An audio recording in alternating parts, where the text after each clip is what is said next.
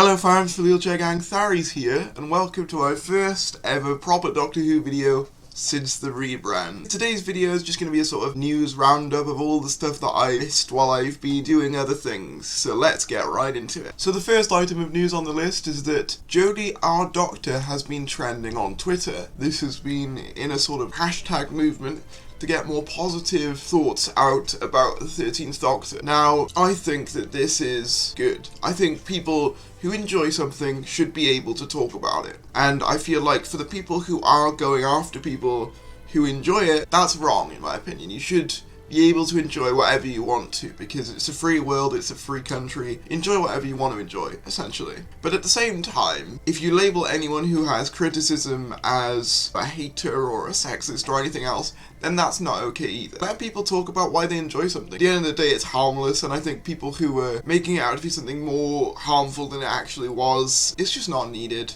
Just let people enjoy things is what I'm saying. But you know, well done to get it to trending. Like, there aren't many things Doctor Who related that do make it to trending. The last thing I remember was the Cybermen, when the new design was revealed. So yeah, well done to you guys for getting it on the trending page. Second up, we had a new image of the Dalek from Revolution of the Daleks. And I'm looking at it now, and as you can see, there'll be a picture of it on screen. It's basically what was shown in the Clifton Suspension Bridge leaks, except now it's a bit clearer and it's in the daytime rather than the nighttime. Obviously, I don't know whether you guys can see it, and there's not many people I've seen pick up on this, but on the bottom left-hand corner of the image, there are some remote controls indicating that this Dalek, much like the Resolution Dalek the year before, will be controlled remotely, which I personally think is a neat addition to the Daleks. Regardless of the design itself, I think that the fact that we got remote-controlled Daleks now is pretty cool, and I think that it will make filming Daleks in the future easier. I don't know whether the Time War Daleks that are going to be featured in this story will be remote controlled as well, or whether they're old models so they'll have to have people in them, but I'll be interested to see how they do that. In terms of the design itself, I mean, it looks better in this than it does in the Clifton Suspension Bridge image, I'll say that. It looks less bulky in this image than it does in the Clifton Suspension Bridge image, which I like because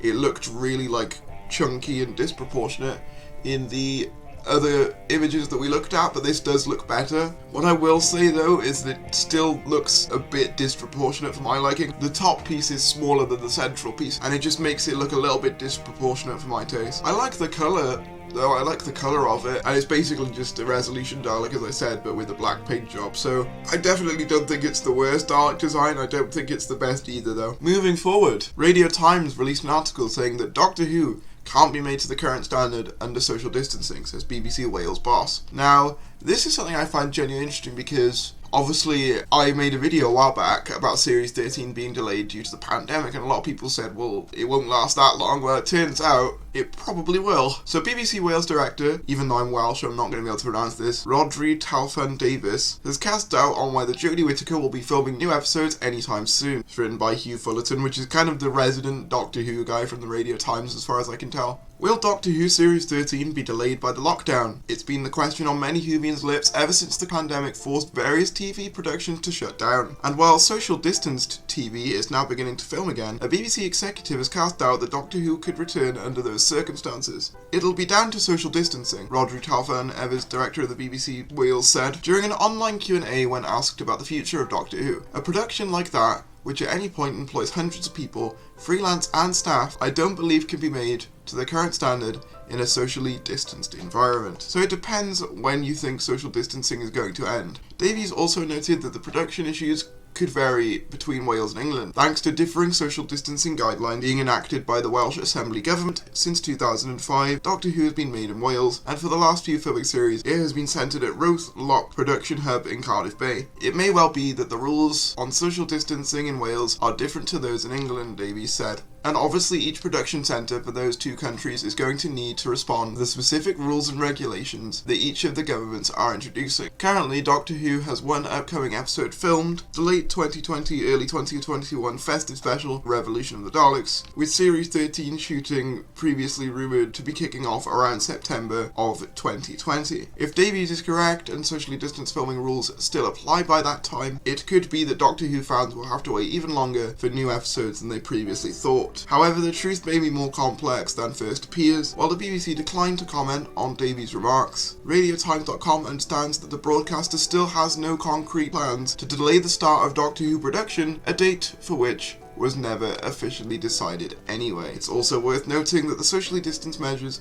have been changing regularly, and by autumn TV production might be able to operate with fewer restrictions. Overall though, it sounds like there's still a bit of a question mark over the future of Doctor Who. If only we knew someone with a time machine who could go and take a look. So yeah, a lot of things to unpack with that article. Obviously, it does kind of tie in with the video I did a while back with Series 13 being delayed. I can't see it going ahead for autumn filming, especially not if there's a second wave, but I just can't see autumn being a viable time to film.